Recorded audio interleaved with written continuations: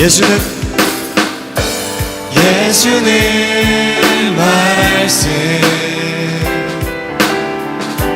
태초부터 계셨고 모든 만물이 그로 말미암았네. 그분은 생명의 빛 살아 역사하시는 하나님. 그분은 생명의 빛 살아 역사하시는 주님.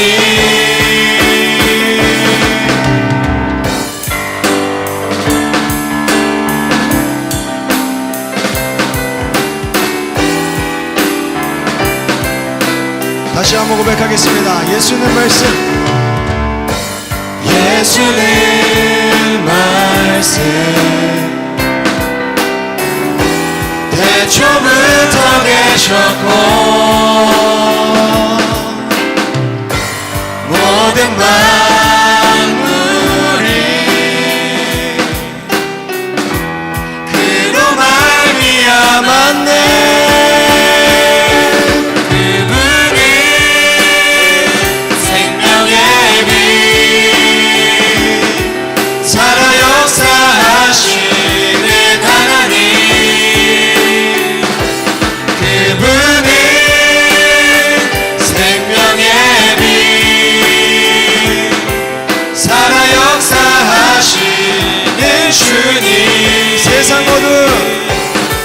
세상 얻은 권세 주께 굴복했네.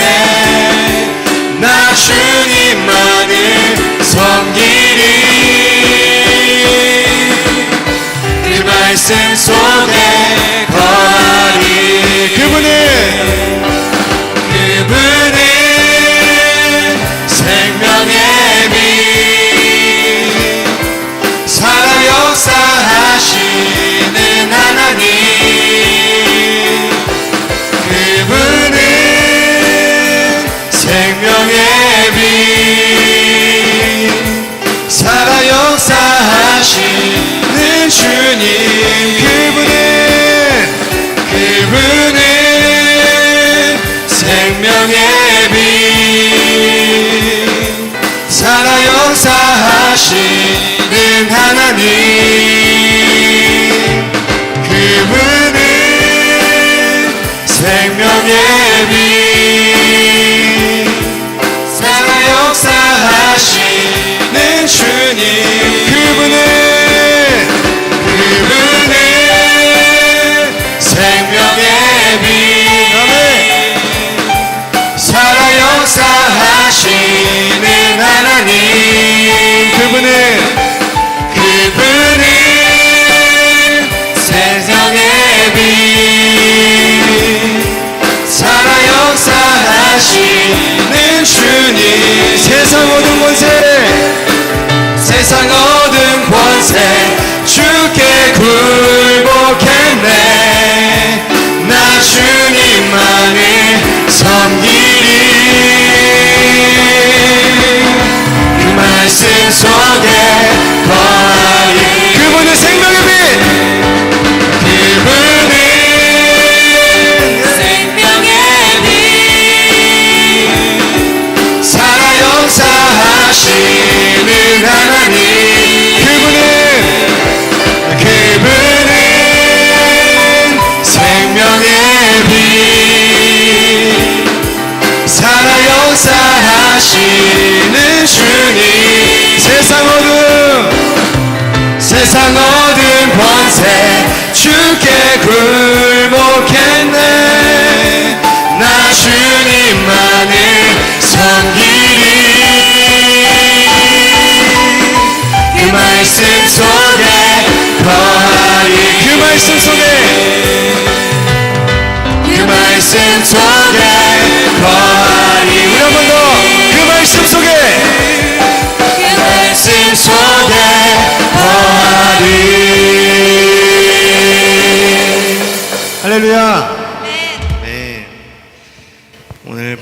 말씀 요한복음 9장 5절부터 7절 말씀 같이 한번 읽겠습니다. 다 같이 읽겠습니다. 내가 세상에 있는 동안에는 세상의 빛이로다. 이 말씀을 하시고 땅에 침을 뱉어 진흙을 이겨 그의 눈에 바르시고 이르시되 실로암 못에 가서 씻으라 하시니 실로암은 번역하면 보냄을 받았다는 뜻이라. 이에 가서 씻고 밝은 눈으로 왔더라. 아멘. 예수님께서 이 땅에 뭘로 오셨다고요? 빛으로 오셨습니다. 창세기 1장 3절에도 첫째 날 창조한 것이 빛이었죠. 하나님이 빛이 있으라니 빛이 생겼다. 그 빛은 이 땅에 인간으로 내려오신 예수님입니다. 하나님이 예수님이고 예수님이 빛이신데 가만히 그 자리에만 계신다면 우리 인간들과의 관계가 없잖아요. 그래서 인간들에게 하나님의 빛으로 예수님께서 이 땅에 내려오신 것입니다. 빛이 있으라 하셨습니다. 원래 존재하지 않았던 빛은 하나님께서 만드신 자기 자신이에요. 마찬가지로 예수님 또한 하나님께서 이 땅에 보내신 자신의 모습입니다. 왜 이 어둠 가운데로 오셨을까요? 어둠 가운데 있는 우리와 하나가 되려고 온 것입니다. 그게 창세기 1장에 나온 얘기죠. 그러나 사람들은 자신이 어두운 곳에 있는 것을 깨닫지 못합니다. 본문의 말씀 9장 5절에서 창세기 1장 3절 창조 때 빛을 만드신 것을 얘기하면서 자신이 빛이래요. 그리고 9장 6절에는 땅에, 그러니까 흙에 침을 뱉어 진흙을 익으시고 그의 눈에 바르셨다. 예수님의 침은 물인가요, 불인가요? 당연히 물이겠죠. 예수님 속에서 나오는 물입니다. 그 물이 인간하고 섞였다. 예수님 자체가 하나님인데 하나님이 생수의 근원이니까 하늘에 있는 물을 땅에 있는 흙에 섞어 그것을 눈에 발라주셨다는 얘기입니다. 나는 땅이고 물은 예수님이죠. 그 물이 나에게 입혀졌다는 말은 다시 말해 예수와 내가 섞였다는 말입니다. 뭘 설명하는 거예요? 인간은 흙이다.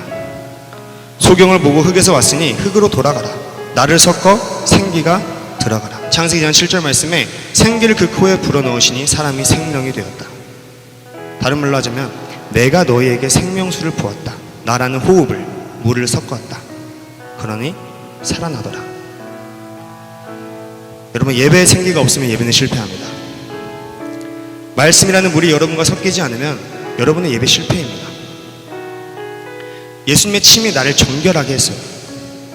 우리는 원래 하늘에서 내려오는 생수, 그 위에서 오는 빛과 구분되어 있는 존재인데 예수님을 통해 우리가 하나님과 하나가 되었다. 이것을 예배라고 합니다. 예수의 침이라는 생기의 불, 말씀이 여러분과 섞이면 여러분의 예배 성공할 것입니다. 어둠 가운데에서 빛으로 옮겨질 것입니다. 요한복음 9장 7절 말씀에 실로암에 가서 씻고 밝은 눈으로 왔더라. 보냄을 받았다. 누가? 하늘에서 이 땅에 보냄받은 자가 예수님이니까 어디에서 씻으라는 거예요? 예수님에게 와서 씻어라. 예수님의 몸된 교회에 와서 씻어라. 예배 성공하시길 바랍니다. 예배 성공은 예수님의 몸된 교회에서 말씀으로 주님과 하나 되는 것입니다. 내가 주님 안에, 주님이 내 안에 거하시게 되면 예배 성공합니다. 날마다 예배 성공하시길 바랍니다. 생수의 그 생명의 근원 대신 주님으로 가득 차기를 주님의 이름으로 축원합니다. 다 함께 찬양하겠습니다. 우리 시간 찬양하면서 귀한 헌금 드리는 시간 갖도록 하겠습니다.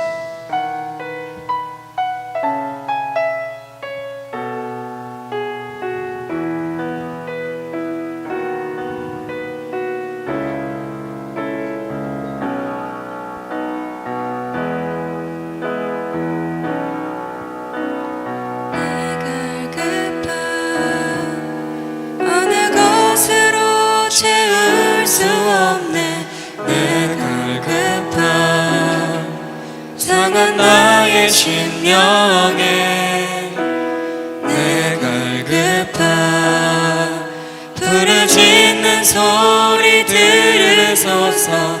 내 갈급한 주의 음성 들리네.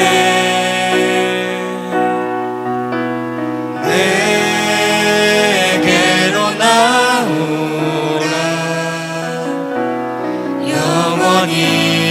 영원히 목마름 전혀 없으리.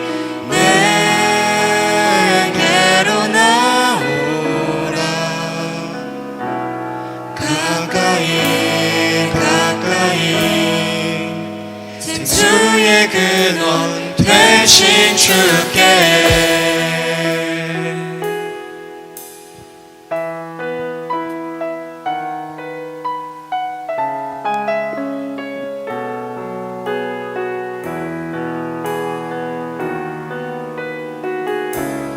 다시 한번 고백하겠습니다. 내 갈급함 어느 것으로 채울 수 없네 내 갈급함 상한 나의 심령에 내 갈급함 부르짖는 소리 들으소서 내 갈급함 주의 음성 들리네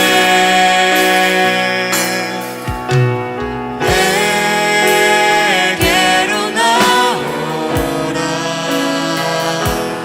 영원히 영원히 목마름 전혀 없으리 내게로 나오라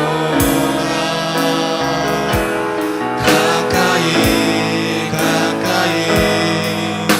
생수의 근원 되신 주께 내게로 나오라 영원히 영원히 목마름 전혀 없으리 내게로 나오라 가까이 생수의 근원 되신 주께 내게로 나오라 영원히 영원히 마름 전혀 없으리 내게로 나오라 가까이 주의 근원 되신 주께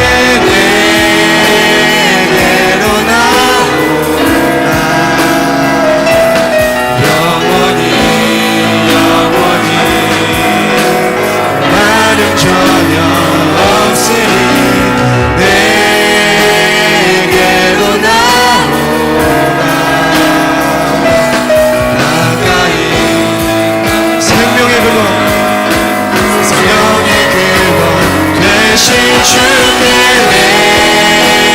내게로 나오라 영원히 영원히 목마름 전혀 없으리 내게로 나오라 가까이 우리 한번 고백하겠습니다. 내게로 나오라 영원히 영원히 목마름 전혀 없으리 내게로 나오라 가까이 생명의 근원 되신 주께 우리 시간 기도하겠습니다. 우리 시간 기도할 때 생명, 그 생수의 근원 되신 주님, 이 예배 가운데 우리에게 말씀을 허락해 주시옵소서. 목마르지 않게 하여 주시옵소서. 말씀으로 가득 채워 주시옵소서. 기도하겠습니다. 주여!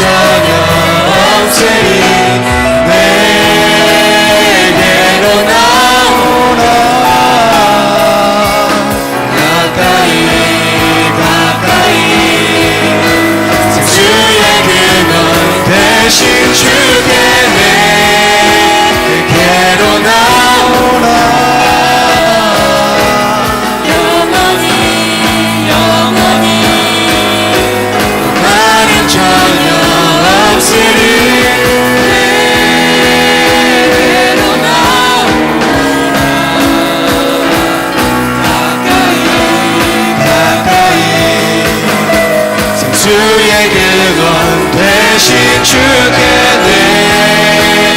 내게로 나오라.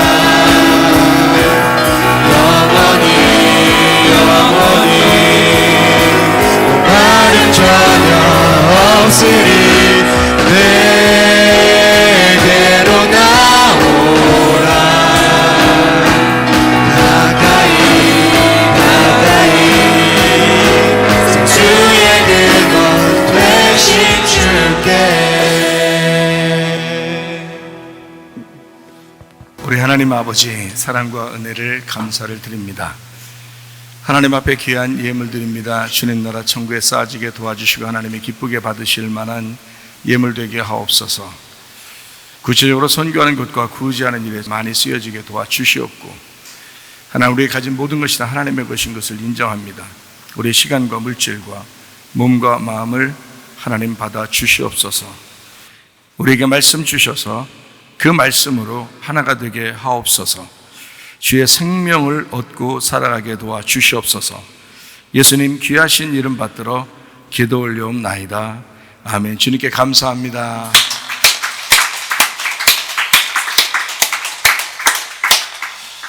자, 오늘 말씀 같이 또 나누도록 하겠습니다. 요한계시록 21장 2절 그리고 22절 23절 말씀. 아내는 남편을 낳았다.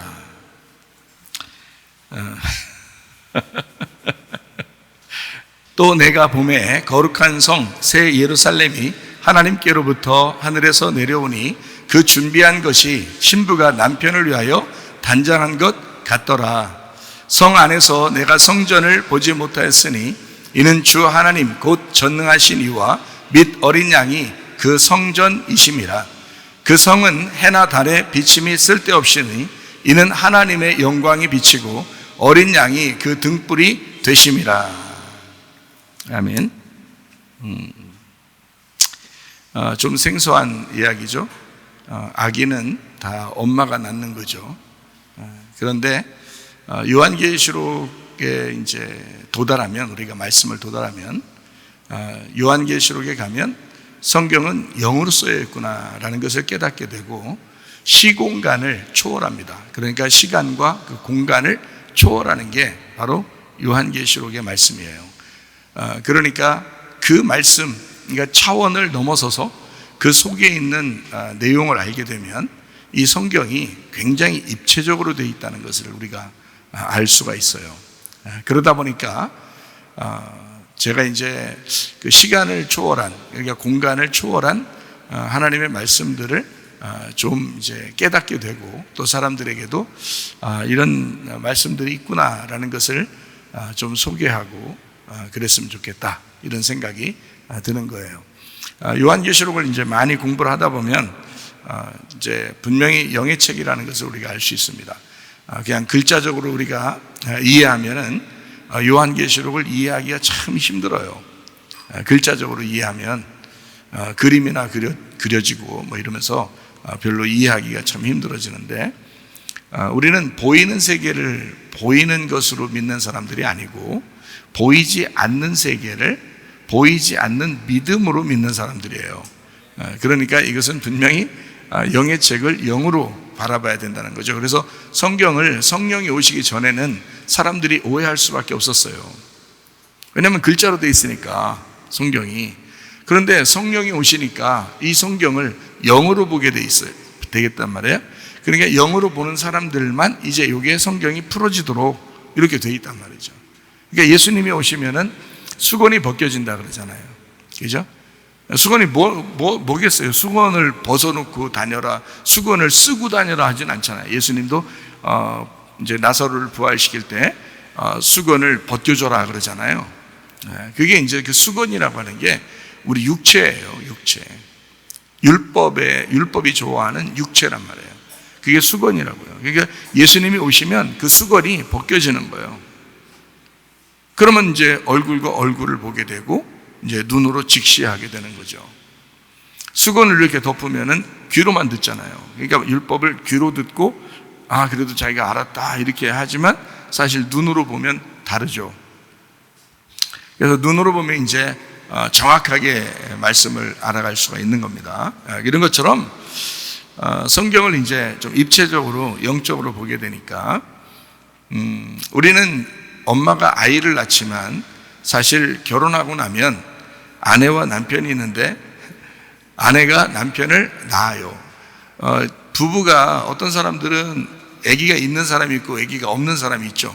근데 아기가 없는 사람들은 생각할 때 나는 자식을 못 낳아서 어떡하지? 성경으로 보면 옛날 같으면 자식을 못 낳으면 그 배는 죽은 배라고 그러거든요. 성경에서 보면. 그래서 여자들이 이제 아기를 낳기 위해서 굉장히 애쓰는 장면을 우리가 창세기 38장에서 다말에서 볼 수가 있죠. 다말이라고 하는 여자는 자기의 시아버지임에도 불구하고 자기의 배에 씨를 남겨달라는 그런 아주 그 간곡한 말을 이제 자기 속에다가 심는 거죠. 그 정도로 아기가 중요한 거거든요. 아기를 낳는 사람하고 아기를 낳지 못한 사람하고는 굉장히 차이가 있는 거죠. 그런데 우리가 이것을 성경을 이제 가만히 보면 입체적이라고 했잖아요. 그러면 이건 성경에서 이야기하는 거고 이 세상에서는 결혼해서 아기도 없는 사람이 있고 아기도 있는 사람이 있단 말이에요. 그렇죠? 그러면 성경은 뭐라고 우리에게 말씀하시느냐 이거예요.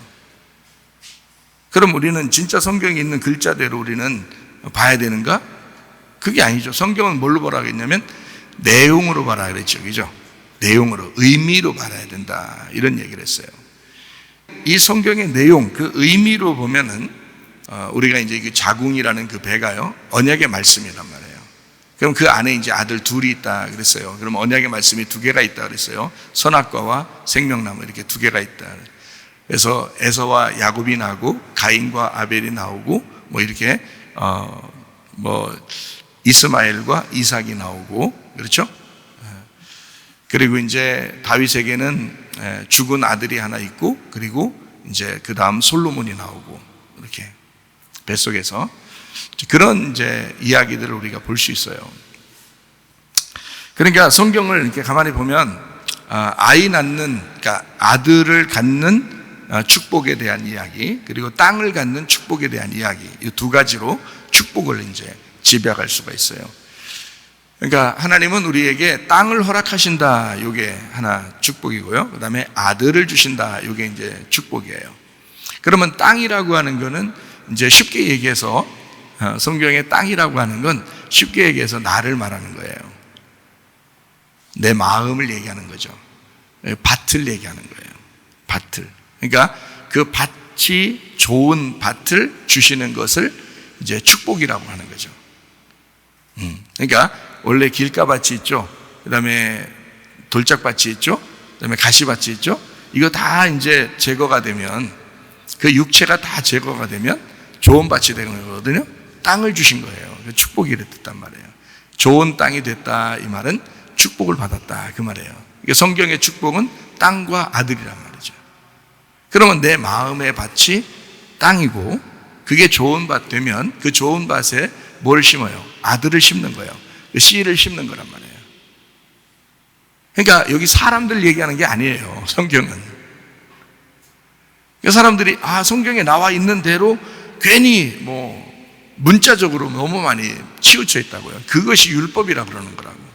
그렇게 율법적으로 살지 말라고 그래도 사람들이 거기에 매여 있고, 율법적으로 구원받을 수 없다고 그렇게 얘기해도 율법적으로 자꾸 성경을 본다고요. 그렇게 하면 안 된다고. 성경은 내용이 있다고요. 의미가 있다고. 그러니까 땅과 아들에 대한 축복이에요. 그 시 아들이라고 하는 게 누구겠어요? 예수님이에요. 하나님의 아들은 예수님 한 분밖에 없어요. 우리는 다 딸이야. 우리는 다 딸이라고. 남자들도 다 딸이에요. 하나님 보실 때는 원래는 딸이에요. 아들은 하나밖에 없어요. 예수님밖에. 그래서 예수님을 내 마음에 받아들여. 씨가 심어지잖아요. 그럼 그 사람이 아들이 되는 거예요. 그러니까 딸이 아들 되는 거야. 그게 성경이에요. 어떻게 해요? 그렇다는데. 그러니까 아들은 예수님밖에 없는 거고 우리 모두는 다 딸이에요. 그러니까 딸이 없으면 예수님이 이 땅에 올 필요가 없어요. 딸이 있어야 예수님이 신부를 맞아들이지. 그렇잖아요? 딸이 없으면 예수님이 올 필요 없잖아요. 딸 구하러 오는 거예요. 신부 구하러. 아들 구하러 오겠어요? 예수님이 아들인데? 그거 안 되지. 딸을 구하러 오는 거예요. 여자를 구하러 오는 거예요. 그래서 요한계시록에는 음녀가 나오고 신부가 나오는 거다. 그래서 음녀를 신부 만들어서 자기 어린 양의 그 신부를 만들어서 영원히 살게 하는 게 그게 요한계시록의 결말인 거거든요. 그러니까 우리는 딸인데 음녀란 말이에요.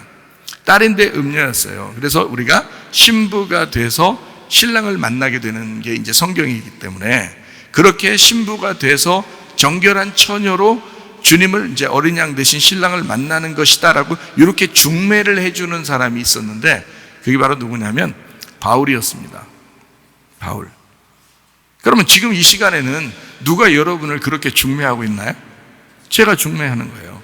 바울이 예수님은 아니잖아요. 무슨 말인지 알겠어요? 바울이나 나나 똑같다고요. 베드로나 바울이나 나나 똑같은 중매쟁이라고요. 우리는 진짜 사는 건 중매쟁이하고 사는 게 아니라 신랑하고 사는 거지. 중매해줬다고 중매쟁이하고 살겠어요? 그렇지 않죠. 신랑을 만나게 해주면 그 신랑하고 사는 거예요. 중매쟁이는 빠지는 거야. 신랑을 진짜 만나게 되면요. 침례 요한이라는 사람이 중매쟁이였어요. 중매쟁이. 그런데 이제 예수님이 오셨죠. 그러니까 이스라엘 백성들에게 이 중매쟁이가 굉장히 의로웠거든요. 근데 예수님이 이제 오니까 이 중매쟁이가 빠져야 되잖아요. 예수님을 만나게 해야 되니까 자기가 빠져야 돼. 그래서 예수님을 소개하고 예수님은 내 뒤에 오시는 분은 진짜 내가 신들매도 감당치 못한 분이다. 대단하신 분이다. 그분을 만나야 된다. 그분은 성령과 불로 침례를 주시는 분이다. 나는 물로밖에 침례를 못 주지만 그분은 불과 성령으로 침례를 주시는 분이야. 그렇게 소개를 하고 자기는 어떻게 해요? 잡혀서 죽는 겁니다. 그래서 목이 잘리죠. 침례 요한은. 목이 잘린 사람은 요한계시록 20장에 보면 목이 잘린 사람이 천년왕국에 들어간다 그랬죠. 목이 잘린 사람. 그러니까 이 침례 요한이 가장 의로운, 그러니까 예수님을 이 땅에서 사람들에게 중매한 가장 의로운 중매쟁이였어요. 침례 요한이. 그래서 자기는 이제 나갔죠. 이거를 목이 나갔죠. 그리고 예수님을 이제 만나게 해준 거예요. 그게 사명입니다. 중매쟁이는 그 사명을 감당하다가 주님이 네가 요때까지 사명을 감당해야 돼 하는 곳까지만 사명을 감당하는 거예요. 그리고 가는 거예요. 저도 마찬가지고 바울도 마찬가지고 베드로도 마찬가지예요. 침례 요한도 마찬가지예요. 우린 중매쟁이에요. 그렇게 중매하고 다른 사람을 주님 만나도록 그렇게 만드는 것입니다. 그게 우리들이 해야 할 일이다. 고린도후서 11장 2절 말씀, 내가 하나님의 열심으로 너희를 위하여 열심을 내노니 내가 너희를 정결한 처녀로 한 남편인 그리스도께 드리려고 중매함이로다. 이렇게 되어 있습니다. 그러니까 바울이 뭘로 중매를 하려고 했다고요? 정결한 처녀를 만들어서 예수님에게 중매해야 되겠다. 음녀를 중매하면 중매쟁이가 뺨 맞잖아요. 음녀를 예수님이라는 신랑한테 중매하면 뺨 맞는다. 그래서 음녀를 신부 만들어야 돼. 정결한 신부로 만들어서 신랑이신 예수님 만나게 해주는 게 중매쟁이들의 하는 일이에요. 바울도 중매쟁이였기 때문에. 그러니까 사명이 굉장히 좀 무겁죠. 왜냐하면 음녀를 신부 만들어야 되니까. 그죠? 정결한 처녀를 만들어야 되니까 무겁죠. 그래서 신부가 이제 되면 남편이 신부의 아기가 됩니다. 제가 이제 입체적이라고 얘기했잖아요, 성경을. 요한계시록에 21장 22절을 우리가 보면 성 안에서 내가 성전을 보지 못했다. 이는 주 하나님 곧 전능하신 이와 및 어린 양이 그 성전이다. 이랬어요. 그러면 성전이 어린 양이죠. 하나님입니다. 근데 그 성전이 성 안에서 안 보여요. 그럼 성은 누구를 얘기하는 거예요? 요한계시록 21장 2절에 보면 뭐라고 돼 있어요? 또 내가 보면 거룩한 성 새 예루살렘이 하나님께로부터 하늘에서 내려오니 그것이 뭐라고요? 그 준비된 게 정결한 처녀로 준비된 게 신부라는 거죠. 신부가 남편을 위하여 단장했다는 거잖아요. 그죠? 그러면 성은 여자고, 그죠? 그러면 그 속에 있는 어린 양 되신 성전은 그 성 안에 들어있잖아. 근데 안 보이잖아. 그렇죠? 그러면 그 신부 안에 들어가 있는 거예요. 맞죠? 자, 교회 안에 예수님이 꼭 계십니다. 어린 양 되신 예수님이 신랑으로서 계신데 안 보인다 그랬죠? 교회만 보인다 그랬죠. 그죠? 예. 그러니까 신랑 되신 예수님이 성전인데 안 보여요. 신부만 보여요. 그러면 뭐 하고 있는 거예요? 자, 엄마가 아기를 이렇게 잉태했어요. 이렇게 아기를 이렇게 임신을 해. 임신하면 아기가 보여요, 안 보여요? 안 보이죠? 근데 10달이 되면, 10달이라는 게 손가락 10개, 발가락 10개, 10개를 보면 10계명도 10계명이잖아요. 완전하단 말이에요. 10달이 되면 이제 이 10계명 같이 그 말씀의 완성이 오면 이 뱃속에서 이게 표시를 안 내고 싶어도 점점점 표시가 나요. 처음에는 표시가 안 나. 씨가 심겨졌을 때, 이 아들이 잉태가 됐을 때 이게 표시가 안 나다가 점점 10달이 가까울수록 계속 표시가 나기 시작해요. 출산하고 싶다는 얘기죠. 그죠? 그래서 이게 임신을 하게 되면 안 보이는데 엄마가 혼자 걸어 다니는 것 같아요. 어? 근데 안에 누가 있어? 자세히 보면 아기가 있어요. 그러면 아기를 임신할 때부터 엄마 입맛이 바뀌어요? 안 바뀌어요? 바뀝니다. 엄마 입맛이 바뀌어요. 아기 입맛으로 바뀌어요. 아기가 좋아하는 것으로 바뀌어요. 속에 아기가 먹고 싶은 거로 엄마 입을 바꿔놔요. 그러니까 주인이 누구였던 거예요? 주인이 그때부터 누가 되는 거야? 아기가 들어왔는데 주인이 누가 돼요? 아기가 주인이 되는 거예요. 여러분, 부부가 결혼을 하잖아요. 그럼 남편과 아내가 있어요. 주인이 누굴까요? 남편이에요. 주인이 남편이잖아. 근데 이 여자가 남편의 아이를 씨를 받아서 아이를 임신했더니 그 아이가 엄마의 주인이 되더란 말이에요. 그럼 이 아이는 나중에 뭐가 되기 위해서 여기서 지금 자라나고 있는 거예요?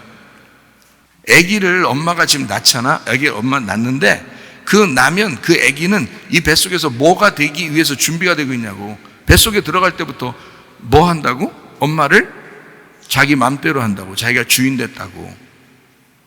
그러면 이 아이는 지금 뭐가 되려고 지금 나오는 거예요? 주인 되려고 나오는 거예요. 이 엄마의 주인 되려고 나오는 거야. 그러면 부부가 결혼하면 누가 주인이라고? 남편이 주인이라며. 그렇죠? 그런데 엄마가 임신을 했더니 그 속에 임신한 그 아이가 엄마의 주인이 되네. 근데 엄마의 주인 노릇하려고 애가 태어나요. 그래서 애가 태어나자마자 엄마가 다 어떻게 해요? 다 섬겨주고 다 책임져 주죠. 누가 주인인 거예요? 네, 아기가 주인인 거예요. 주인님, 주인님 그러면서 주인님 그러면서 기저귀도 갈아주고 밥도 먹이고 다 알아서 해줘요. 치워주기도 하고요. 옷도 입혀주고 뭐 사달라면 다 사주고요. 주인이니까. 그러니까 아기가 태어나서 항상 주인이야. 알고 보면 자식이 아니야. 늘 주인이야. 그러니까 부모는 계속 섬겨주다 판나는 거야. 계속 섬겨주고 책임지고 그러다가 판나는 게 그게 부모인 거예요. 가만히 생각해 보면 그렇죠? 그러니까 우리는 부모니까 막 효도 받아야 된다 그러잖아요. 그런데 알고 보면 계속 섬기고 있는 거야. 자녀를. 부모라는 죄인이 부모가 죄인 돼서 그래요. 그래서 자녀를 무조건 섬기는 거야. 자, 이제 오늘 이제 주제로 넘어가서 한번 얘기를 해봐요. 성경적으로 보면 우리의 속에 우리 여자라는 엄마는 우리는 언약의 말씀이라 그래요. 성경적으로 보면 언약의 말씀인데 이 속에 언약의 말씀으로 누가 잉태가 되는 거예요? 예수님이 잉태가 되는 겁니다. 우리의 아들로, 하나님의 아들이 우리의 아들로 잉태가 되는 거예요. 우리 속에. 그럼 10달이 되면 표시 안 내고 싶어도 계속 10달이 되면 여러분 10달보다 더 많이 교회 다녔죠. 근데 표시도 안 나. 그러면 안 돼. 제가 보니까 은혜 받고 그 다음날부터 표시가 나더라고. 금방. 입맛이 바뀌고 생활 패턴이 바뀌고 생각이 바뀌고 다 바뀌더라고. 은혜를 받으니까. 근데 10달도 넘게 교회를 다니면서도 표시도 안 나는 사람도 있어. 그거 이상하지? 그럼 안 돼. 속에서 아기가 자라나면 반드시 10달 동안 자라나면 표시를 내기 싫어도 계속 이렇게 막 쪼여서 이렇게 옷 이렇게 입어도 점점점 나와요. 표시가 나게 돼 있어. 아기가 나오고 싶어가지고 이 속에서 부활하고 싶으니까 계속 이제 표시가 나게 돼 있어요. 이 아이를 잉태했다가 이제 이 아이를 출산해요. 그래서 이 아이를 이제 잉태하고 출산했는데, 자, 하나님의 아들이에요. 하나님의 아들이라는 예수님을 우리가 말씀으로 잉태를 했어요. 이 말씀이 10달이 되니까 표시가 나가지고 뭐 내보낼 수밖에 없는 거예요. 그래서 이 아이가 부모를 떠나, 이 부모잖아요, 내가. 부모를 떠나 이 아이가 출산이 되는 거야. 출산이 돼. 출산이 되니까 이 부모를 떠난 그 아들은 누구하고 합해서 한 몸을 이루어야 돼요? 네? 여자하고 합해서 한 몸을 이루어야 되겠죠? 남자가 부모를 떠나 여자와 합하여 한 몸을 이루어야 되잖아요. 그래서 이 엄마로부터 이제 떠났어요. 나로부터 떠났더니 그 아이가 자라나서 성인이 됐네요. 그러니까 부모를 떠났으니까 이제 떠나서 성인이 되니까 여자를 구해야 되잖아. 근데 누구를 구하겠어? 정결한 처녀를 구하겠죠. 정결한 처녀를 구하는 거, 음녀를 구하는 게 아니야. 정결한 처녀를, 중매쟁이한테 잘 소개받은 정결한 처녀를 구하는 거예요. 그래서 그 여자하고 결혼하는 거야. 그러면 그 아들이 남편이 되는 거예요. 그러니까 예수 믿는 모든 사람들은 다 사실은 예수를 믿게 되면 다 아들을 낳은 거예요. 그 아들이 우리의 남편인 거지. 자, 이거를 이제 여러분에게 효도한다고 하죠. 효도. 사람들이 아기 나면은 아들, 우리나라 옛날에는 다 아들 낳으려고 그렇게 열심히 노력했는데, 아들 낳으면 효도해요? 아들 낳으면 뭐 자동차 태워준다 그래. 자가용 태워준다. 네. 근데 딸 낳으면 비행기 태워준다 돼. 옛날에 그런 말이 있어요. 그러니까 그만큼 이제 뭐 딸 낳으면 좋다 뭐 이런 얘기 하는 거, 이제 아들 낳으면 좋은데 그거는 그냥 가만히 있어도 다 무조건 좋아하니까, 딸 낳으면 안 좋아할 것 같으니까 좋게 얘기해 주려고 그렇게 한 거겠죠. 우리나라에서 옛날에 그러잖아요. 그런 이제 아들을 왜 낳는 거예요? 옛날 우리나라 사람들은 다 제사 지내는 것 때문에 아들을 낳는다. 우리 조상들은 이제 자기를 계속해서 자기를 모실, 그러니까 자기를 모시고 제사를 드리는 걸 사람들은 효도라고 생각한 거예요. 그죠? 효도라고, 효도 받으려고 아들을 낳아야 된다 생각한 거예요. 근데 알고 보면 다 의미 없는 일인데 그거를 이제 효도받는다 생각한 거죠. 그러면 아들 낳아서 효도받는 것도 있지만 딸을 낳아도 효도받을 수가 있죠. 그죠? 요즘에는 뭐 딸, 아들 구분 없이 다 잘해주잖아요, 부모한테. 효도하는 거죠. 그러면 이 세상에서 가장 효도를 잘하는 사람이, 잘 생각해요, 여러분. 자녀이겠어요? 남편이겠어요? 여자들 잘 생각해봐. 자, 여자가 아이를 낳아서 아들을 낳든 딸을 낳든 아들이든 딸이든 자기한테 효도하는 게 커? 남편이 자기한테 효도하는 게 커? 자식이 자기한테 아무리 효도해도 남편만큼 효도가 안 돼. 여자들이요.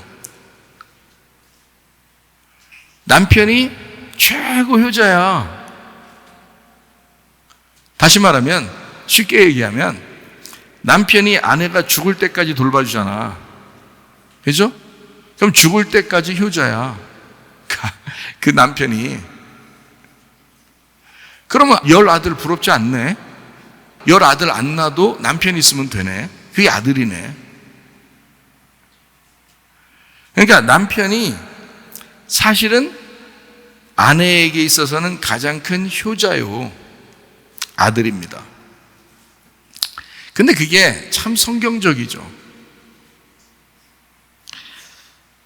아내가 남편을 책임져요? 남편이 아내를 책임져요? 아내가 남편을 책임지는 겁니다. 남자들이 철들면 어떻게 된다 그래요? 간다 그러지, 일찍. 근데 여자들은 원래 철이 좀 있는가 봐요. 철분을 많이 먹어서 그런가. 하여튼 여자들이 철이 좀 있는 것 같아요, 남자들보다. 남자들은 결혼해도 철이 없어요. 투정 많이 합니다. 그 여자들이 그런 철 없는 남자를 계속 키워나가죠. 남편을 계속 키워나가는 겁니다. 여러분, 사람들이, 여자들이 참 성경을 모르면 남편에게서 뭘 그렇게 받으려고 그래요. 그게 철없어서 그래요. 그게 여자가 남자를 키워나가는 거예요. 성경적으로는. 성경에 남편이신 예수 그리스도가 내 뱃속에서부터 내가 키우는 거야. 성경에 나와 있잖아요. 신부가 그 신랑을 뱃속에 넣고 키우는 거라고. 그러니까 남편은 하나의 아들이에요. 이건 딸이 될 수가 없어. 남편이니까. 남편이니까 무조건 아들이야. 기가 막히죠? 기가 막혀. 그러니까 여러분은 결혼했다면 무조건 아들 난 거야, 그게. 아들 하나 난 거야. 남편만큼 좋은 아들이 어디 있어? 잘 생각해봐. 에? 우리 자녀들이 다 크니까 우리 집사람이 좀 심심하다 그래. 심심하다니까 아들 있잖아, 여기. 나만큼 좋은 아들이 어디 있어? 내가 얼마나 많이 효도하는데 내가 너무너무 잘해주잖아. 나만 잘해준 게 아니야. 사실 나를 나답게 만든 게 우리 아내입니다. 제가 태어날 때부터는 우리 어머니가 그렇게 나를 위해서 희생하셨어요. 어머니가 저를 위해서, 그냥 어머니라고 하는 건 아들을 위해서 무조건적인 희생과 무조건적인 섬김과 무조건적인 책임을 지는,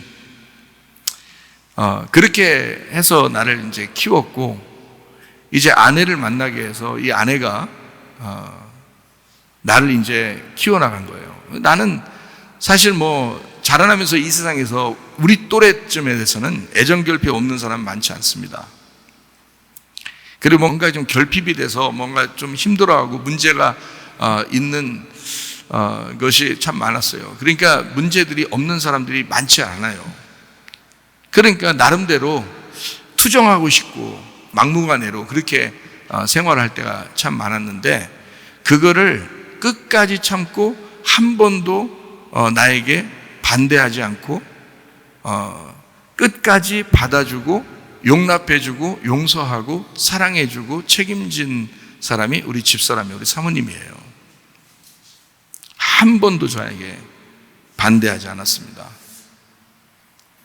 제가 얼마나 율법적이고 힘들고 괴로운 일 많아가지고 막 그냥 말이 좋은 말로 투정이지 진짜 승질내고 함부로 살고 아무렇게나 내가 살았는데, 그런데 우리 이제 집사람이 어머니처럼, 그러니까 어릴 때의 어머니가 있고, 그리고 다 커서 또 하나의 어머니가, 엄마가 나를 키우듯이 그렇게 키워낸 거예요. 그래서 제가 이렇게 목사 생활을 할 수 있었던 겁니다. 주님을 만나서 다시 회복했는데 그 아내를 그렇게 그 아내의 그 속에 있는 내용, 아내가 어떠하냐라고 하는, 그리고 나 때문에 얼마나 힘들어했는지를 주님께서 제가 은혜 받을 때 싹 다 보여줬어요. 제가 엉엉 울었습니다. 제가 다시는 그렇게 살지 않으리라. 뭐 결심도 했지만 주님이 그렇게 만들어 놓으시더라고요. 그래서 이런 말씀들을 깨달은 겁니다. 이런 말씀들이 막 깨달아져요. 아내는 나의 아내이면서 나의 딸이면서 또 나의 엄마가 되는 거예요. 그러니까 나의 모든 투정을 다 받아줬죠. 엄마가 진짜 나를 위해서 그렇게 희생하고 나를 섬기고 나를 책임지고 나를 지지하고 용납해 주니까 나도 평생을 효도하고 싶은 거예요. 내가 우리 아내한테 그랬어요. 내가 평생을 아들로서 효도하리라. 나만큼 잘 효도하는 사람 없을 거예요. 우리 아내한테 물어보세요. 아내는 남편을 낳은 것이다. 나를 나로서 살도록 낳아준 거죠. 그게 아내입니다. 그걸 제가 아니까, 성경적으로 이걸 아니까 제가 이 아내한테 아내가 잘해달라고 얘기 안 해도 내 평생을 그렇게 살고 싶은 거예요. 물론 우리 어머니가 계시죠. 그래서 저한테는 우리 어머니가 어머니로서의 삶을 어떻게 자식을 위해서 사는지 저한테 가르쳐 주신 분이고요. 첫 번째로. 그래서 저는 두 어머니를 통해서 내가 만들어졌다. 하나는 나를 태어나게 하신 어머니고, 그리고 내가 장성해서는 내 아내가 나의 엄마가 돼서 나를 또 돌보고 지켜주고 섬기고 책임지고 사랑해 주더라. 그 두 여인을 통해서 내가 나라는 사람이 성장하고 커나가더라는 거예요. 이게 성경적입니다. 자, 이 성경을 여러분에게 같이 이제 좀 나누겠어요. 몇 가지. 창세기 2장 18절 말씀입니다. 여호와 하나님이 이르시되 사람이 혼자 사는 것이 좋지 아니하니 내가 그를 위하여 돕는 배필을 지으리라. 홀로 있던 외로운 나를, 내가 만약에 우리 아내를 만나지 못했고 혼자 산다고 생각해 보세요. 얼마나 힘들겠어요? 얼마나 외롭겠습니까? 그렇죠? 그런데 내가 이렇게 외로운 나를 구제해 준 것이 누구예요? 내 아내예요. 여러분, 결혼을 아직 앞둔 우리 청년들이요, 총각들이요, 여러분이 결혼하는 순간 여러분은 구제받은 것입니다. 그러니까 아내가, 여자가 여러분을 구제해 준 거예요. 성경에 나와 있잖아요. 홀로 있던 그 외로운 남자를 여자가 나올 때 구제해 주더라. 창세기 2장 24절 25절인데요. 이러므로 남자가 이제 부모를 떠나 그의 아내와 합하여 둘이 한 몸을, 한 육체를 이룰지니라. 아담과 그의 아내 두 사람이 벌거벗었으나 부끄러워하지 아니하니라. 다시 말해, 어머니의 품을 떠나, 어머니가 날 낳으셨지만 이제 어머니와 함께 평생을 살 수 없는 거예요. 장성하니까 그 품을 떠나는 거죠. 그러니까 그 품을 떠났는데 만약에 그 엄마가 너는 내 아들이야, 그러니까 네 아내보다 나한테 더 신경 써, 이런 식으로 우리 어머니는 안 그러셔요. 뭘 해도 아내와 같이 하라 그래요. 저보고. 내가 만약에 뭐 맛있는 거 먹어야 되겠다 생각하면 어머니가 아내하고 같이 가라고 그렇게 해요. 어딜 간다 그러면 꼭 사모님하고 같이 가라고 그래요. 만약에 내가 영화표가 있어서 영화를 보여드린다고 이렇게 영화 보여드릴까요? 사모님 먼저. 항상 우리 어머니는 우리 집사람 먼저예요. 왜? 결혼했으니까. 내가 장성한 결혼한 사람이니까. 부모님을 떠나야 되거든요. 근데 그거를 못 떠나는 부모가 많습니다. 그래서 그 밑에 있는 며느리들이 굉장히 힘들어하는 경우가 있어요. 성경적이 아니에요. 그거는 부모를 떠나야 돼요. 장성했으면 이제 어머니의 그늘에서, 어머니의 돌봄에서 떠나야 되는 것입니다. 아쉬워도 떠나보내고, 그리고 한 여자를 만나게 해서 결혼을 하게 만드는 거야. 한 아내의 남편이 되도록 만들어내는 거죠. 그게 창세기 2장 24, 25절의 말씀이에요. 처음부터 하나님은 그렇게 약속을 했다고요. 그러니까 여러분, 이 말이 뭐예요? 내가 이 뱃속에 하나님의 말씀이라는 어린 양 예수를 내가 잉태하고 출산하게 되면 그가 장성하여 나의 남편이 된다, 이 말이죠.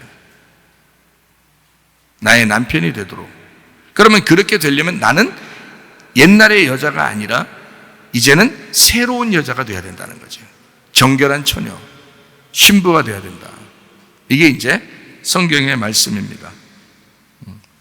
그러니까 항상 모든 남자들은 두 명의 여자를 통해서, 두 명의 어머니를 통해서 이 세상에서 살아간다.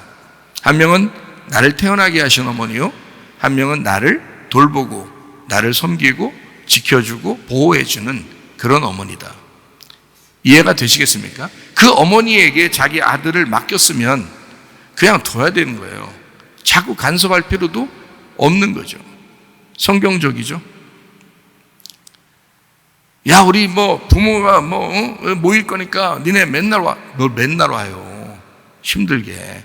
자기도 며느리였었으면서. 자기도 며느리였었을 때 힘들었잖아. 피곤했잖아요.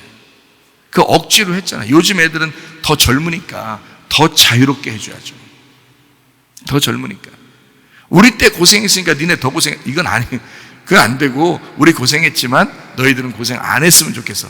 너희들 둘이 잘 살아. 이게 가장 잘해주는 거예요. 너희들 둘이 잘 살아. 이게 그게 가장 잘해주는 거예요. 안 돼, 나부터 먼저 챙겨야 돼. 이러면 꼬장입니다. 큰일 나는 거예요. 그러니까 이제는 며느리가 아니라 또 하나의 엄마로서 인정해줘야 된다는 거지. 자기 아들의 엄마가 되는 거예요. 이해가 됩니까? 결혼식 할 때 그 며느리를 이렇게 안아주잖아요. 시어머니들이 이렇게 안아주잖아. 왜 안아주는 거야? 그냥 하라니까 하는 거야? 그렇게 하는 게 아니야. 네가 내 일을 대신 맡았다. 엄마로서 이제 엄마의 직분을 너에게 넘겨준다 이거야. 내 아들을 내가 이제까지 키웠거든. 근데 며느리야, 이제는 네가 내 며느리지만 이 내 아들의 엄마야. 이래서 안아주는 거 아니야? 저만 그렇게 생각했나? 뭐도 모르고 그냥 막 안아주고 그냥 결혼하라니까 순서대로 한 거 그런 거예요? 안 돼. 무식한 거야. 오늘부터는 좀 알아요. 성경을 우리 봤잖아. 요한계시록을 보았잖아. 한 여자는 자기 아들을 낳는 어머니지만 또 그 아들이 나의 남편이 되는 거예요. 그 아들이 나의 남편이니까 어때요? 내 며느리가 나잖아. 이해가 돼요? 그래서 며느리와 시어머니가 서로 원수다 그랬지. 마태복음 10장에 원수다. 그럼 원수로 끝까지 갈게요? 둘이 갈라져서 너는 며느리고 나는 시어머니야. 이렇게 갈 거예요, 끝까지? 아니죠. 이웃돼야지. 둘이 친구가 돼야죠. 그러니까 며느리가 시어머니가 되고 시어머니가 며느리가 돼서 하나가 돼야 되겠죠. 그게 사랑이야. 여러분, 선악과로 자꾸 원수 만들니까 그렇게 원수 되는 거예요. 시어머니와 며느리가. 그거 하지 말라는 거지. 지금 시어머니가 그 아들을 지금 며느리에게 맡길 때는 내 일을 대신해 달라고 맡기는 거잖아. 그러니까 어머니가 된 거지. 시어머니와 똑같은 위치죠. 간섭하면 안 되지. 넌 며느리니까 내 말 들어. 이게 아니고 가르치려 들는 게 아니죠. 서로 협력하는 거지. 필요할 때 얘기하면 도와줄 수 있죠. 그러나 명령하거나 가르치려 들면 안 된다는 것입니다. 어머니니까, 내 아들의 어머니니까. 참 성경만 이런 얘기할 수 있어요. 입체적이니까. 다른 어디에서도 이렇게 얘기할 수 없죠. 왜냐하면 입체적인 성경에서만 이런 얘기를 할 수 있는 거니까. 성경에서 내 남편은 예수님이십니다. 그리고 내 아들도 예수님이십니다. 성경에서는요. 그래서 오직 아들은 예수님이고 오직 남편은 예수님이에요. 나는 어머니고 아들을 잉태하는 어머니고 그리고 그 남편의 아내예요. 자, 어때요? 이해가 되셔요? 무슨 말인가? 자, 창세기 3장 6절. 여자가 그 나무를 본즉 먹음직도 하고 보암직도 하고 지혜롭게 할 만큼 탐스럽기도 한 나무인지라 여자가 그 열매를 따먹고 자기와 함께 있는 남편에게도 주매 그도 먹은지라. 하와입니다. 하와라는 이 여자가 선악과 먹었다 이렇게 되어 있습니다. 창세기 41장 50절 말씀. 흉년이 들기 전에 요셉에게 두 아들이 나되 곧 온의 제사장 보디베라의 딸 아스낫이 그에게서 낳은지라 이렇게 되어 있습니다. 제사장이라고 하는 중재자 보디베라라고 하는 사람의 딸 아스낫이라는 사람이 요셉의 아내예요. 그러면 애굽의 제사장이니까 뭐 좋은 여자는 아니죠. 근데 요셉이라는 사람이 아내로 맞이해 드렸어요. 그리고 그렇게 소개가 됐어요. 그래서 그렇게 아내로 맞이하게 됐거든요. 요셉이라고 하는 이 사람 아들 둘을 낳죠. 하나는 므낫세, 하나는 에브라임을 낳습니다. 그 누가 난 거예요? 이 여자가 난 거예요. 아스낫. 이 여자가. 요셉이 다른 부인이 있다는 얘기가 없어요. 이 여자가 그렇게 난 겁니다. 여자가 형편없는 여자지만 다시 말하면 애굽에 있는 제사장이고 요셉은 가나안 땅에서 온 하나님의 백성이에요. 근데 그 여자를 만나서 아기를 낳았어요. 첫 번째 아들을 므낫세라고 그러고 두 번째 아들을 에브라임이라고 그랬습니다. 요셉이라는 이름이 요세프, 그가 더할 것이다 라는 말이고 야사프에서 나온 단어인데 더하다, 증가하다, 모이다, 배가 되다 이런 의미입니다. 그래서 두 배로 이렇게 나온, 그래서 므낫세, 에브라임으로 두 개로 이렇게 나오게 되죠. 므낫세라는 게 메나쉐, 잊게 한다라는 말이고요. 나샤, 잊어버리다, 제거하다에서 나온 단어입니다. 그러니까 이 말은 십자가의 죽음으로 잊어버린다. 모든 죄가 사라진다. 모든 고통과 슬픔이 사라진다. 라고 하는 요셉이 첫 번째 의도적으로 므낫세 이름을 지은 것입니다. 아들을요. 자기가 슬펐잖아요. 진짜 감옥에도 갇히고 죽을 뻔하다 살아나고 진짜 죽음 가운데서 온 사람이에요. 그 모든 것을 잊어버리고 자기를 이제 팔았던 그 형들의 모든 죄도 다 잊어버리는, 예수님도 우리를 위해서 십자가 지시면서 모든 죄를 다 제거하시고 다 이루시고 다 없애버렸죠.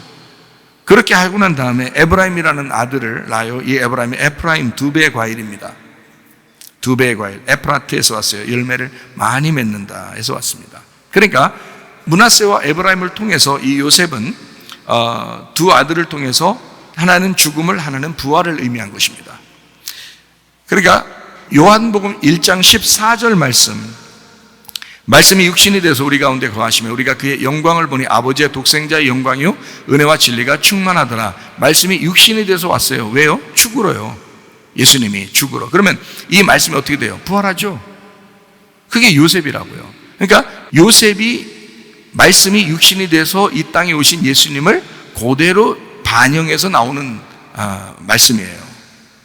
그러니까 예수님의 아버지가 누가 돼야 되겠어요? 요셉이 돼야 되는 거야. 왜냐하면 요셉이 아들 둘을 낳죠. 죽음과 부활을. 그죠? 말씀이 육신이 돼서 오신 예수님의 아버지는 요셉이 돼야 되는 거지. 그래서 아버지 이름이 요셉인 거예요.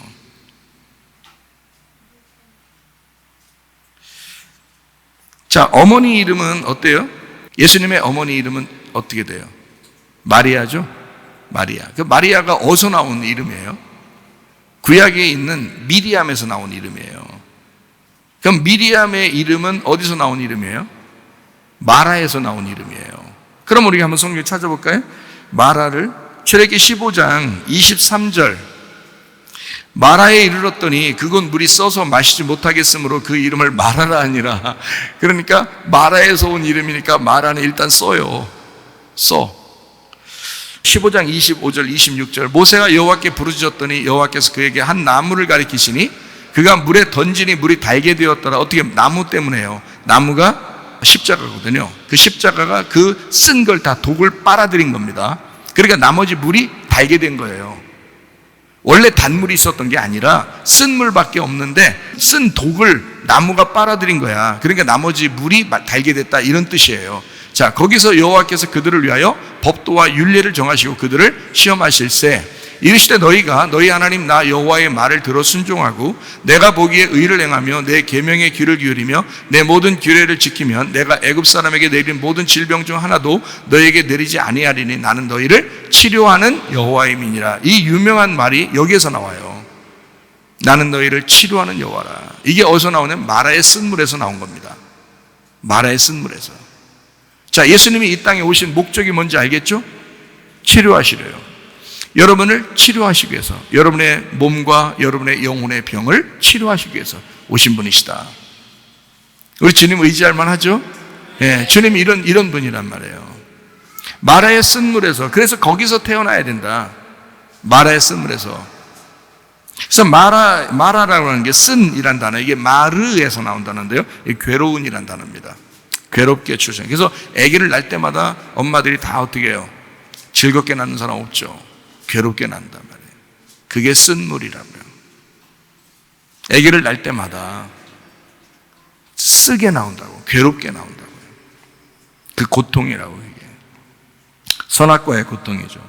저렇게 15장 20절 21절 말씀, 아론의 누이 선지자 미리암이 손에 소구를 잡으며 모든 여인도 그를 따라 나오며 소구를 잡고 춤추니 미리암이 그들에게 화답하여 이르되 너희는 여호와를 찬송하라. 그는 높고 영화로우시며 말과 그 탄자를 바다에 던지셨음이로다 하였더라. 미리암이 찬양하는 거예요. 찬양 인도자입니다. 제사장 그 족보에 있는 그 가족이에요. 레위 족속이고, 그리고 찬양 인도자예요. 예배 인도자. 미리암이요. 대단하죠? 민수기 12장 1절을 봅니다. 모세가 구스 여자를 취하였더니 그 구스 여자를 취하였으므로 미리암과 아론이 모세를 비방하니라. 오호. 자, 민수기 12장 10절 구름이 장막 위에서 떠나가고 미리암은 나병에 걸려 눈과 같더라. 아론이 미리암을 본즉 나병에 걸렸는지라. 자, 이 미리암은 제사장격의 예배 인도자였어요. 찬양 인도자. 그런데 모세를 비방하다가, 그러니까 말씀과 대적하다가 나병 걸렸어요. 여러분,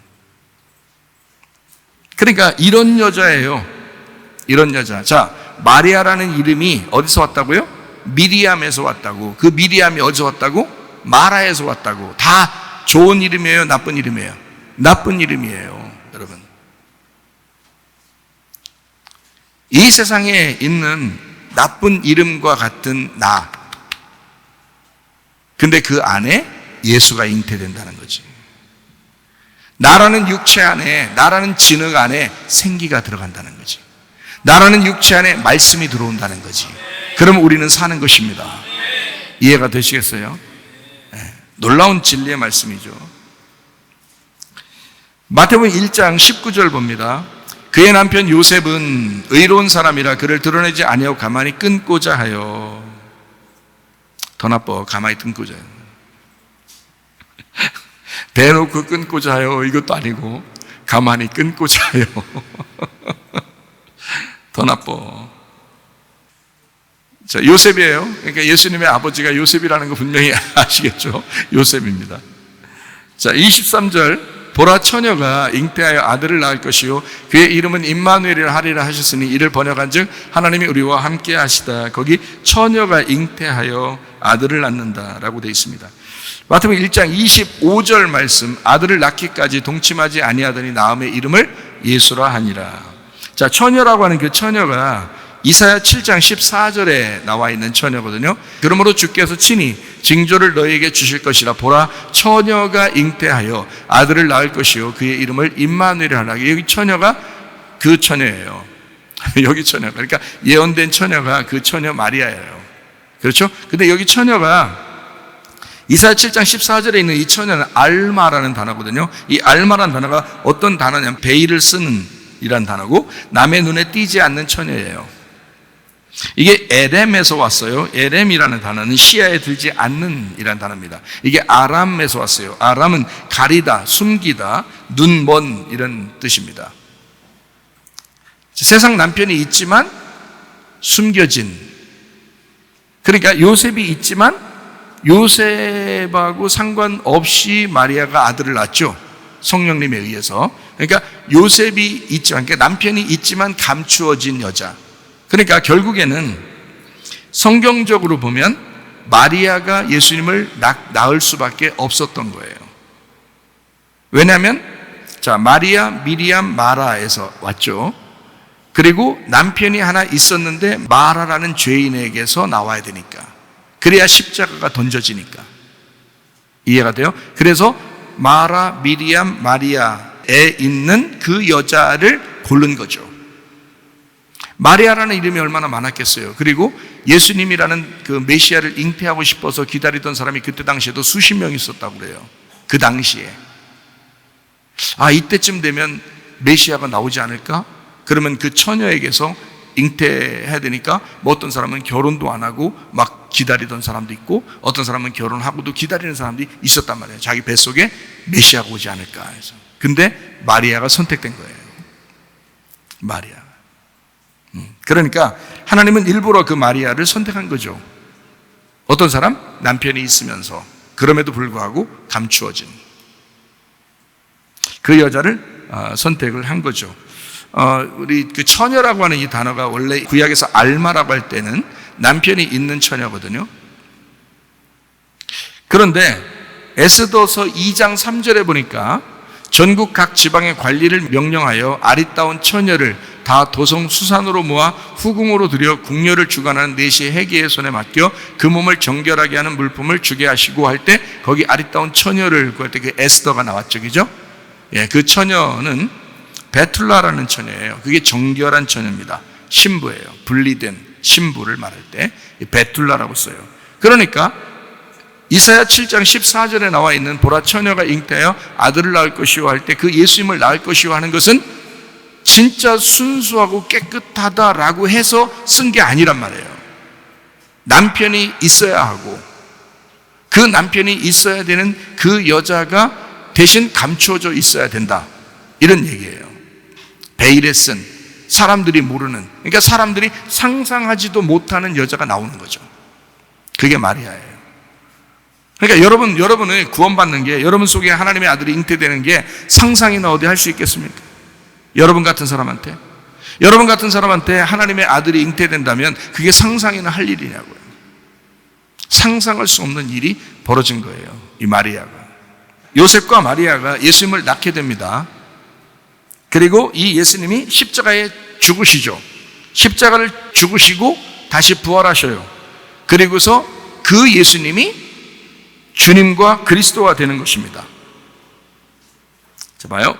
마리아도 포함해서 모두 다 구원을 받아야 되니까, 마리아가 아기를 잉태했다고 해서, 예수님을 태어나게 했다고 해서, 예수님의 어머니가 됐다고 해서 그냥 자동적으로 구원받는 게 아니에요. 예수님이 죽으시면서 그 여자도 구원을 받아야 되는 거예요. 누가복음 2장 35절 말씀, 또 칼이 네 마음을 찌르듯 하리니 이는 여러 사람의 마음의 생각을 드러내려 함이니라 하더라. 자, 누구한테 한 얘기냐면 마리아한테 한 얘기예요. 마리아한테. 네 가슴 찢어질 거야. 너 네 마음 찢어질 거야. 누구 때문에요? 그 아들 때문에. 네 아들 때문에 네 가슴이 찢어질 거야. 실제로 이런 일이 있었죠. 실제로 이런 일이 있어요. 찢어진 가슴을 안고 살아가고 있는 이 마리아의 진짜 남편이 되기 위해서 예수님께서 십자가를 지시는 겁니다. 잘 생각해봐요. 이 마리아는 예수님을 잉태했습니다. 그리고 출산하고 이 아이를 키웠습니다. 그런데 결국 십자가의 그 죽으심 아래서 그 여자가 드디어 그 아들의 아내가 되는 거죠. 예수님이 남편이 되시는 겁니다. 참 놀라운 일이죠. 요한복음 19장 25절. 예수의 십자가 곁에는 그의 어머니와 이모와 글로바의 아내 마리아와 막달라 마리아가 손을, 이 마리아가 참 많아요, 이름이. 마리아가 원래 이름이 많아요. 그렇단 마리아. 요한복음 19장 27절 말씀, 또 그 제자에게 이르시되 보라 내 어머니라 하신대 그때부터 그 제자가 자기 집에 모시니라 이랬습니다. 제자 요한과 그 어머니를 연결시켜 주는 것입니다. 그죠? 너의 어머니야 이러죠. 너의 어머니야. 요한이라고 하는 사람은 예수님의 제자예요. 이제 우리로 말하면 지금 우리들과 같은 것입니다. 주님의 교회를 말하는 거죠. 너의 어머니야. 자기를 이제까지 길러낸 어머니, 그 어머니가 이제는 그 아들을 죽음에 이제 가게 됐잖아요. 그 아들이. 그러니까 이 아들과 결별이죠. 그러니까 다른 아들을 이제 해줬다. 도의적인 면에서 이렇게 생각하는 사람도 있던데 그게 아니고 그 어머니의 아들, 그 아들이 요한이 됨으로써, 자 봐요. 예수님이 이제 십자가 못 박혀 돌아가시잖아요. 그 아들의 교회가 요한인 거예요.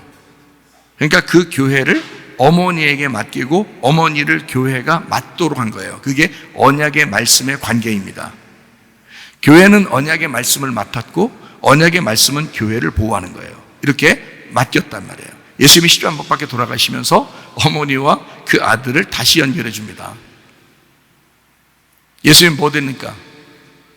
예수님은 그때부터 이제 뭐가 될 거니까? 남편이 될 거니까. 참 이상한 얘기들이죠. 이제 예수님이 돌아가실 때는 마리아와 요한을 연결시켜 놓고 그리고 이제 돌아가셔요. 그래서 20장 16, 17절에 보니까 예수님 부활하시고 첫 번째 만난 사람이 또 마리아예요. 마리아. 그러니까 이상하죠, 그죠? 자, 태어날 때도 마리아, 죽을 때도 마리아, 부활할 때도 마리아예요.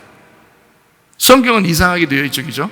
이상한 게 아니라 마리아가 우리면서 나이면서 내가 아들을 잉태하고 출산하면서 그 아이를 길러내고 그 아이의 아내가 되도록 만들어 놓는 거예요. 그게 마리아라는 비밀입니다. 요한복음 20장 16, 17절에 예수께서 마리아야 하시거늘 마리아가 돌이켜 히브리 말로 라보니 하니 이는 선생님이라는 말이라.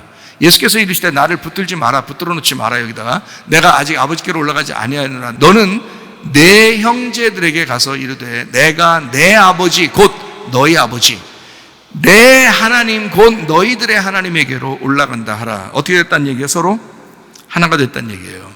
제자들과 그 마리아와 예수님이 하나가 됐다는 얘기예요. 내 아버지 너희들의 아버지 내 하나님 너희들의 하나님에게 올라간다 하라. 영으로 하나가 됐다는 얘기예요.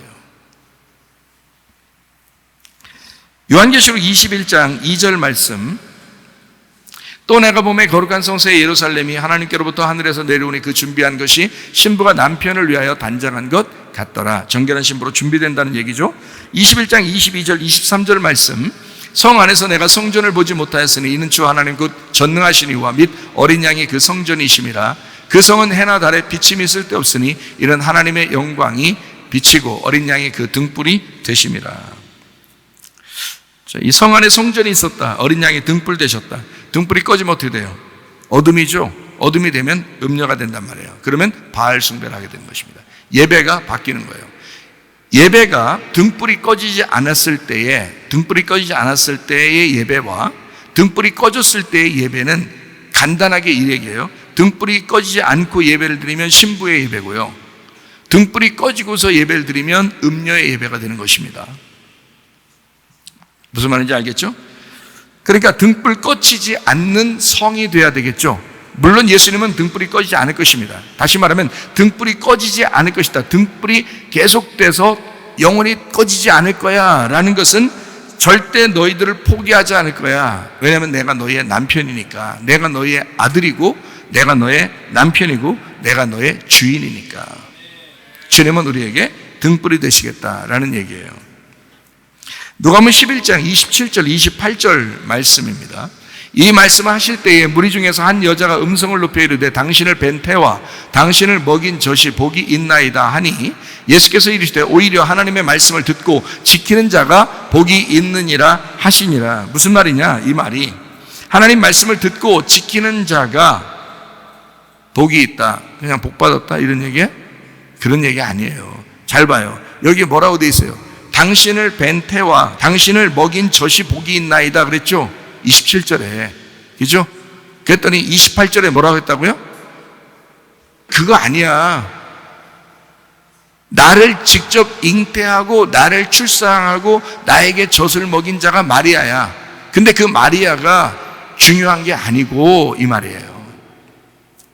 그게 복이 아니고 뭐가 진짜 복이냐면 말씀을 듣고 지키는 자가 복이 있는 거야. 그러면 이 말씀을 듣고 지키는 자가 뭐 한다는 거예요? 말씀을 듣고 지키는 자가 복이 있어. 이 말은 이어서 써놨잖아요. 27절하고. 그 말은 무슨 뜻이냐고. 그러니까 말씀을 듣고 지키는 자가 아들을 잉태 출산하는 자야 라는 말이죠. 말씀을 듣고 지키는 자가 남편을 잉태하고 출산하는 자야. 다시 말하면 네가 언약의 말씀이 될 거야. 네가 말씀을 듣고 지키는 자가 언약의 말씀, 어린 양 되신 예수님의 어머니면서 어린 양 되신 예수님의 아내가 될 거야. 그러니까 복이라고 그러지.